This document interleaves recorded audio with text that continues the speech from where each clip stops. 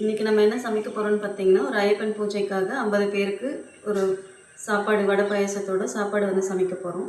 அதில் என்னென்ன ஐட்டம் பார்த்தீங்கன்னா, ரைஸ், சாம்பார், வத்த குழம்பு, ரசம், மோர், கேரட் பீன்ஸ் கோஸ் கூட்டு, உருளைக்கிழங்கு பட்டாணி ஃப்ரை, அப்பளம், வடை, பாயாசம்.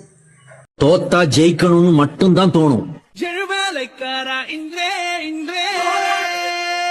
ஆனா அவமானப்பட்டா சாதிக்கணும்ன்ற வெறியே வரும்டா. நம்ம ஜெயிக்கிறோமா தோக்கிறோமாங்கிறது முக்கியம் இல்ல நண்பா. அடமேலும் கீழும் ஒன்றே ஒன்றே, கடைசி வரைக்கும் முயற்சி பண்ணமாங்கிறதா முக்கியம்.